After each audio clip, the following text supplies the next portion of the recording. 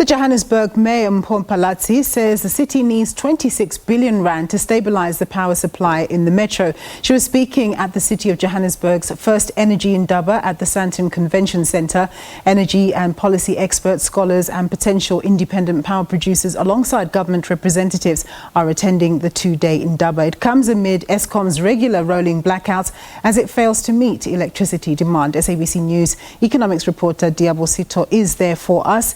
A good afternoon to you, Diabo. Tell us more. Good afternoon, Noms. We're still here at the Sandton Convention Centre where the first Joburg Energy Indaba is taking place. And yes, the sentiments that you've captured in your intro about what the Joburg Mayor said are absolutely true. She has talked about, how the city needs to collaborate, and public-private partnership is now the way to go in order to alleviate the pressure that the city is seeing, largely because of load shedding, and talking about the impact that it has on the economic hub. You can imagine the amount of money that can be made here is generated by the city of Joburg, and if there is interruption in power supply, you can also imagine just how detrimental that is to business. She said a lot of things, but I do not want to quote her because she's right here next to me and she can elaborate further about the importance of making sure that there is correct partnerships with the right people for the right energy mix. Dr. Phalatse, thank you so much for your time. Firstly, you've made a passionate plea of collaboration, innovation, and partnering with other people. It has taken you quite a while as a city, to come to this, because you have been getting your power from Eskom, 90% of it, only 10% from Kelvin. Now you are diversifying, looking at renewable energy sources. Please explain further.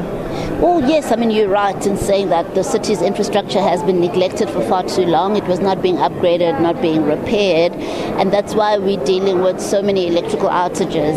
But this is over the last few decades. I've only been mayor for 5 months, and for 5 months, for us to be at this point, I think we've done really, really well. So yes, I wish it had happened in previous administrations, but we're here now. We are looking backwards at all the gaps that have been created by this lack of maintenance and of infrastructure over the years. We've quantified what it would take for us to stabilize supply. City Power has given us a figure of about 26 billion over 8 years to stabilize electricity supply. That's if we do it alone. Of course, if we do it with partners, then we can do it sooner because we leverage their resources as well. And that's the idea behind the Energy Indaba. It's to have discussions with everybody in the energy space, whether you're an academic, an innovator, an entrepreneur, or whatever the case may be, to talk about the Joburg energy crisis and to look at what can be done collectively to resolve it in as quick a time as possible. Of course, what we want to achieve is to open up for greater participation by independent power producers and small-scale energy generators. We also want to see them compete, and we want them to also compete on pricing. So we want to see the cost of energy supply for our ratepayers being lowered. We want to stabilize supply. We want to offset load shedding. And these are some of the things that we would like to benefit from the Indaba. What are your timelines? You've started the conversation today. I'm sure you have a date on the horizon that, in 2-3 years' time, we want to see things stabilized. We want to see the economic hub really functioning as it should be. Well, as I've said, if City Power were to go it alone, we're looking at 5 to 8 years, depending on how much the city is able to fund the initiative. So currently, the 26 billion projection is until 2030, but of course that's too long. Ideally, we would like to turn things around in this current administration. While we're still in government, hopefully we'll be in government again in the next administration, but we've got this time and we want to use it wisely.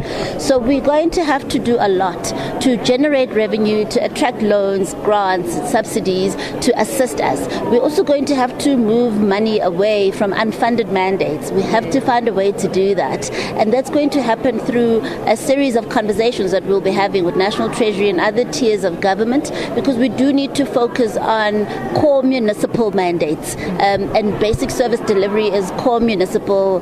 It's a core municipal competency. We need to be funding that first and then doing the rest out of our reserves. But currently it's the other way around. ground, we're barely keeping the lights on, we're barely keeping the taps running because we're focusing on everything under the sun instead of focusing on what is by law a municipal function. Ratepayers are very despondent right now, and cable theft also has a lot to do with how they are feeling, despite the fact that, you know, the power utility has its own challenges. What would you like to say to them about how this is going to be resolved in future? We understand their frustrations. They're paying rates, they're helping us run the city, and they're not getting value for money. And it's because of what I've already outlined, the neglect over the last few decades. I want to encourage them not to give up yet. There's a new administration in town. The Joburg multi-party government is intent on doing good on its promises to stabilize power supply and get the basics right. And we're going to need our ratepayers to do this with us. So I want to encourage them that things are about to change. If you look at the Indaba, it's oversubscribed. People want to be a part of the change that's coming. We've got exhibitors. I think we've got 36 exhibitors. We've got over 500 delegates. We've got 120 learners over the 2-day period. There's a vibe and a new energy around, this hope that we can actually reclaim Johannesburg and make it the city of gold that we all want it to be. We do wish you luck, ma'am. Thank you so much. Dr. Palatse, thank you so much for your time. That is the Executive Mayor of the city of Joburg, Dr. Mpho Palatse, talking to us about the reasoning behind this Indaba, the issues that they are facing, and that asking and pleading with the customers of City of Joburg to be patient with them as they are trying to fix the situation as best as they could. That's all from us for this hour. In the next hour, we speak to the CEO of City Power, and we hand back over to you in studio. Thanks very much, my colleague there, Diabo Sito. Sutherland and the surrounding community